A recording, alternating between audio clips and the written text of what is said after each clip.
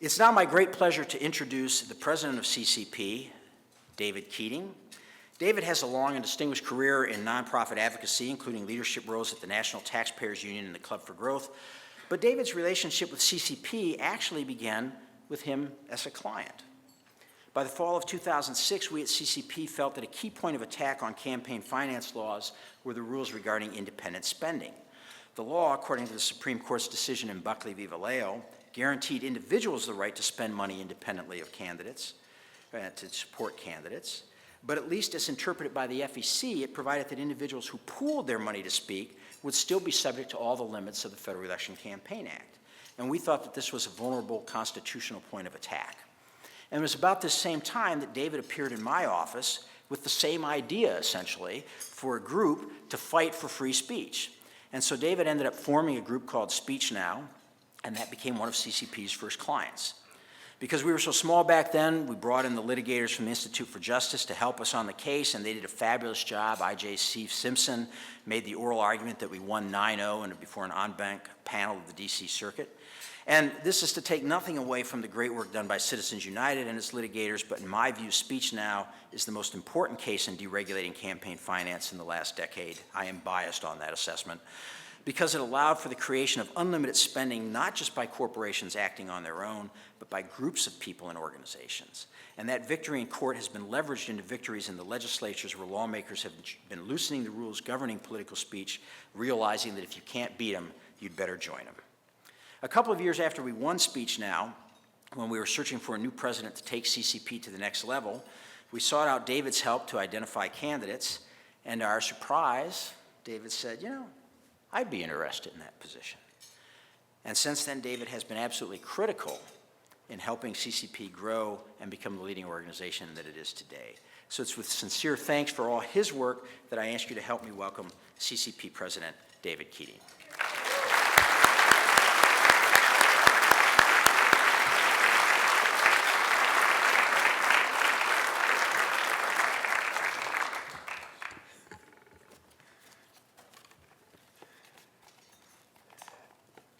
So virtually everyone that has a job, or even if you don't have a job, people ask, what do you do for a living? And I get to say, I get to promote and defend the First Amendment. What a job, huh? You couldn't ask for more than that. And it's not just the First Amendment, it's a part of the First Amendment. Now, all the parts of the First Amendment are important, but the part that we defend, no one else is really working to defend day to day. And I think it's worth reminding us what it says. Congress shall make no law abridging the freedom of speech, or the right of the people to peaceably assemble and to petition the government for redress of grievances. So it's the right to speak, the right to form groups, and the right to lobby government. And when you think of who defends those three clauses of the First Amendment, you really can't think of any other groups that do that every day. And so all the people that put together the center to start with, I'm so grateful. I would not, that day back in whenever it was, 2007, I wouldn't have known who to go to when I wanted to start speechnow.org. I mean, who would I have gone to? The ACLU? I mean, I think they liked it, but I don't think they would have taken the case. And I, frankly, at the time, didn't know that much about IJ. I thought they were economic guys. But obviously, we have a great, great group. So it was a great hobby, and now I have a job defending the First Amendment. So we think about no law, but when you look at the law, we have just the federal law alone has 375,000 words regulating speech. And that's before you talk about the advisory opinions, the enforcement actions, the great body of secret law that average lawyers wouldn't have a clue to look at.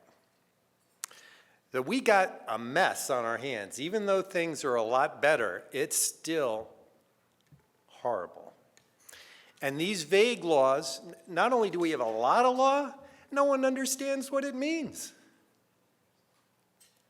And because of the vagueness in the law, we had two outrageous scandals happen in the last few years. Everyone knows the IRS went after groups because of their beliefs, and they had enough wiggle room in the law to do it. And everyone who looked at that Wisconsin case fairly, the John Doe investigation, knows that that was an outrageous assault on free speech of an entire network of groups in the country. And I know Brad already called out Eric, but I want Eric to stand up so we can give him a good round of applause for what he did. Eric, where are you? There he is.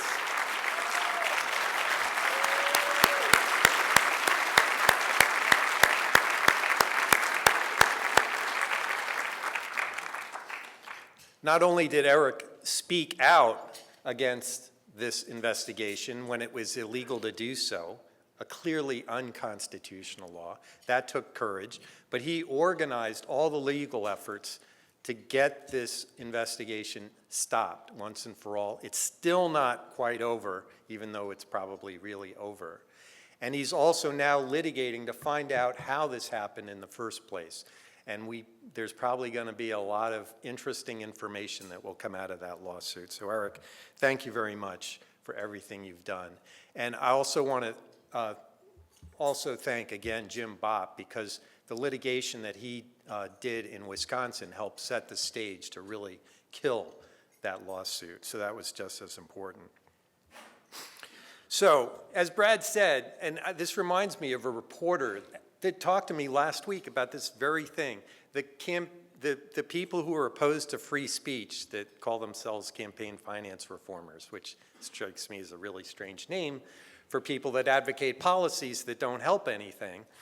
So a reporter's saying they're claiming all these victories, and I'm saying, wow, what are they talking about?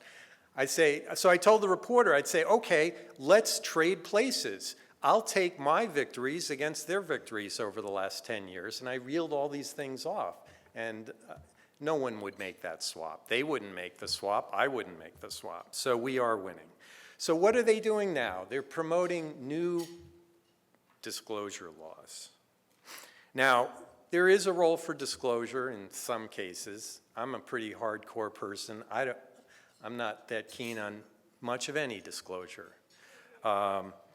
But if the purpose of disclosure is for the citizens to monitor the government, but what these new rules are, they're to enable the government and their allies to monitor the citizens and to collect data on citizens. You know, we talk about the NSA. We're collecting a lot more data on people's political activities in this country, and they're not using it for purposes that are consistent with the First Amendment. And I think we'd be wise to remember the words of Justice William O. Douglas. Once the government can demand of a publisher the names of the purchasers of his publications, the free press as we know it disappears. Then the specter of a government agent will look over the shoulder of everyone who reads. The purchase of a book or pamphlet today may result in a subpoena tomorrow. How true. So I want to tell you a little bit about CCP and what we do. I know you know what we work on, but I'm not sure all of you know how we do it. So, because it has changed a bit in the last 4 years or so since I've come to the center. One is litigation, obvious reasons why we need that. The second is research to analyze the effects of these speech squelching laws. External relations to put together coalitions and to educate lawmakers and advocacy groups on the impact of these laws. And finally, communications to make the case for free speech in the court of public opinion. I'm pleased to report we have, with our staff, 10 cases under litigation.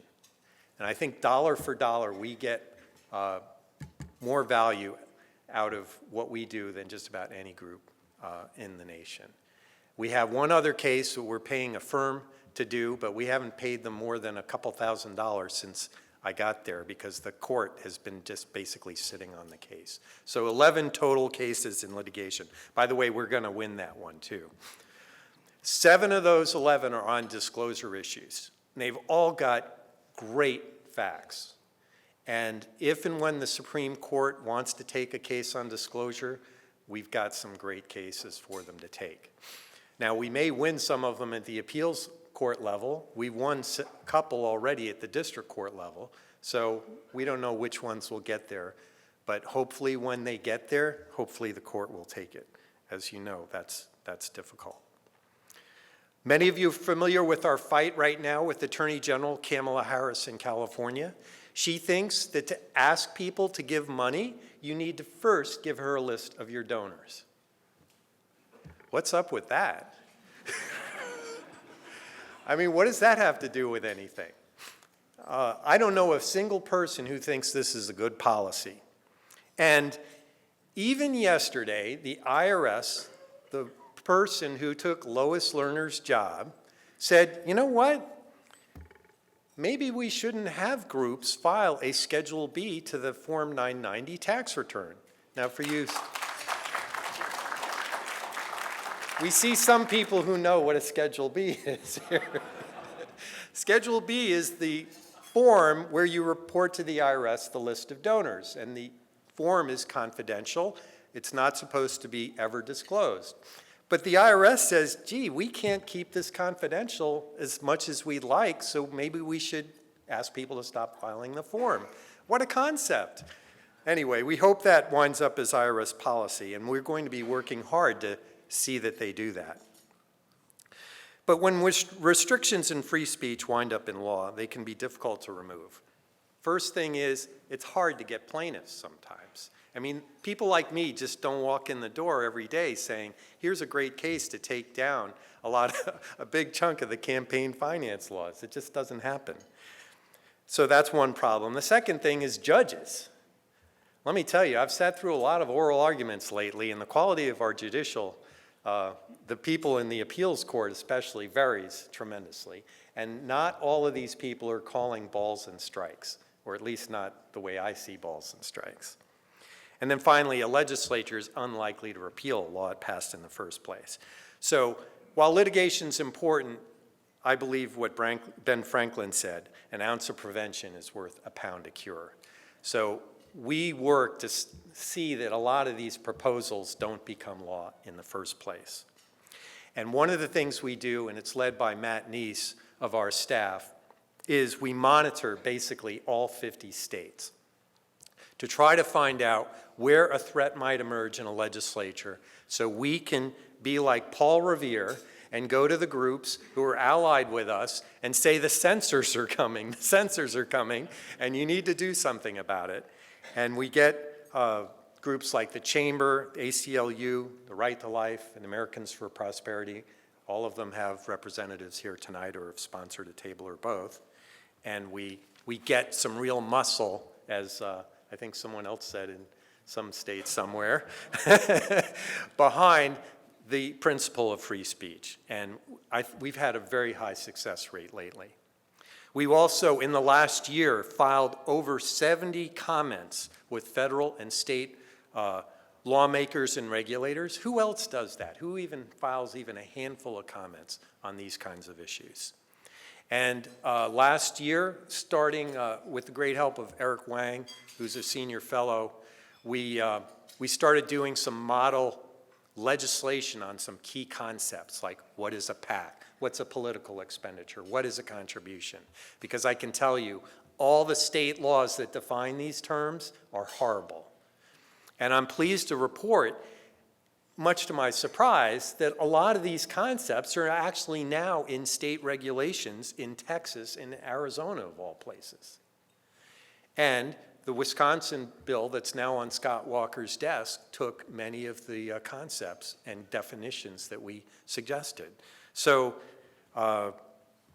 if you build it, they will come. So we built it, and people seem to be taking us up, so that's good. I do want to say the final and equally important part of our mission is to help educate and persuade the public. And here I think Orwell was right when he said, if large numbers of people believe in freedom of speech, there will be freedom of speech. And if public opinion is sluggish, inconvenient minorities will be persecuted, even if laws exist to protect them. So we have to do both. And we need your help to continue publishing advocacy for the First Amendment. And our friends at Cato and IJ have been especially good at that. So, and our staff has been too. We published 50 op-eds in the last year alone. And all of this fine work that I just mentioned wouldn't be possible without our great staff. So I'd like our staff to please stand up so we can give you a round of applause.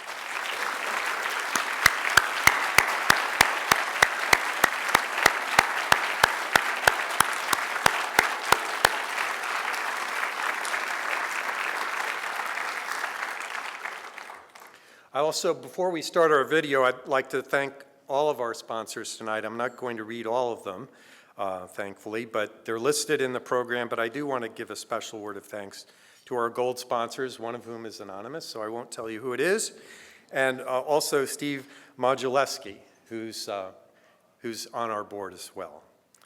And our silver sponsors, Andrea and Howard Rich, as well as John Snyder, who unfortunately had his flight canceled in Chicago, so he's not with us here tonight. To those of you who sat for interviews for the video that we're about to watch, thank you very much. Unfortunately, not all the interviews could make it onto the video, but I'm sorry, but I very much appreciate you participating in the interviews. So with that, let's roll the video. Thank you.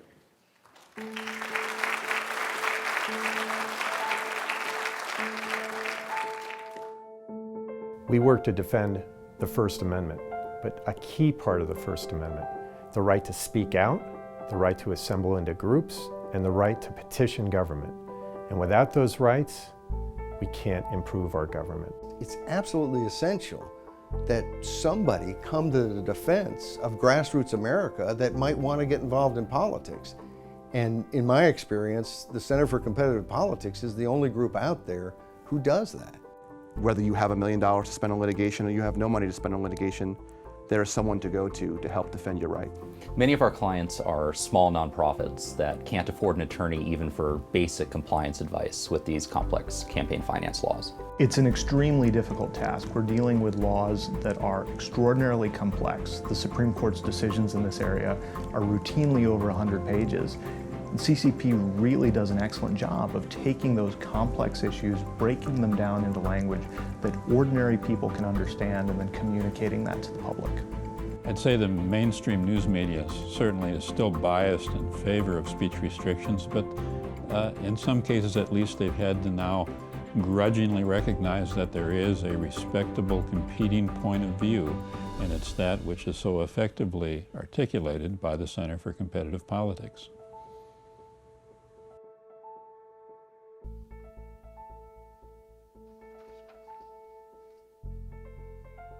We were just trying to provide voters with information about the personhood measures that were on the ballot through a policy paper that we had written. And the state required us to register as an issue committee and to file detailed reports every 2 weeks documenting all of our income and all of our expenses. This is a case about one sentence of advocacy in a 30,000-word paper. It gets treated as exactly equivalent in the law as an ad that you see running on television. I could not afford to challenge the law. I just didn't have the resources to do that. It's a perfect example of what's wrong with these laws. If you can regulate this, you can regulate essentially anything.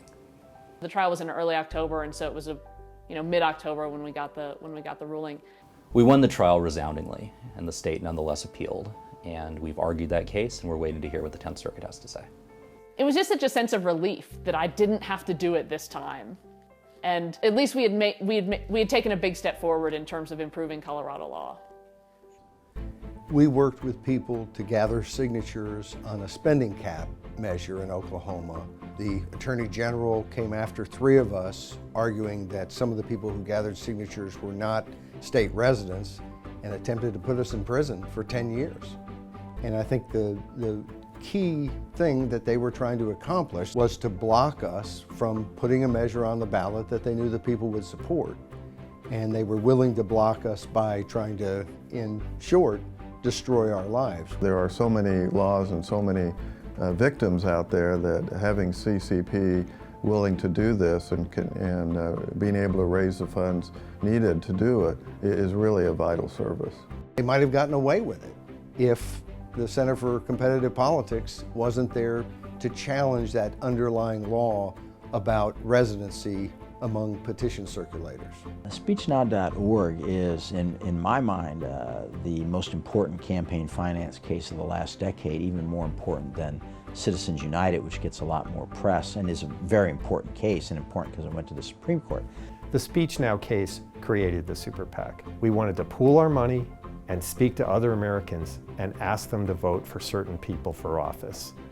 But the FEC took the position that if, say, George Soros wanted to spend $1 million and Peter Lewis wanted to spend $1 million, or if Charles Koch wanted to spend $1 million and David Koch wanted to spend $1 million, they could each do that. But if the two of them got together, then they were limited. Each could only contribute $5,000 to the effort. We said, that's absurd. That makes no sense whatsoever as a matter of First Amendment principles, nor does it make any sense of how people want to associate. I wanted to actually do that very case myself for 20 years. I thought it was a really important point, a very important constitutional principle, that individuals who wanted to do independent expenditures could do it without limitation. And it's a case that intellectually, even as a Democrat, I wanted to do. So I was really jealous, but I was very grateful and excited to be part of the process to make that history. But SpeechNow never got to the Supreme Court. Rather, after we won on a 9-0 decision in the DC Court of Appeals, the FEC essentially acquiesced and just said, we're not even going to appeal this. Incumbents don't like super PACs because they want to control the message. They don't want other people telling voters about what they've been up to in Washington. It's really hard for a group of people to just strike out and do something to challenge their government or raise questions, raise issues, organize around issues. It's very difficult for people to do that. The essence of the First Amendment is to protect political speech, and all these people that bring up the campaign finance reform stuff are trying to affect political speech and limit it and control it. It takes real courage and real commitment to liberty to stand in the breach at a time when almost everybody thinks campaign finance laws are somehow inherently good, when in fact they have such a perverse impact on liberty. And yet CCP does that every single day with total courage and total commitment. CCP takes a case, they're able to turn it into a story. Let us show you how this impacts people in real life, and that's very useful. Center for Competitive Politics is such an important institution because it's the only one out there that just focuses on this overwhelmingly important issue. People in government don't like to be criticized, and if we lose the right to speak out about our government, we're going to lose the right to ever improve our government and ever prevent it from turning against us.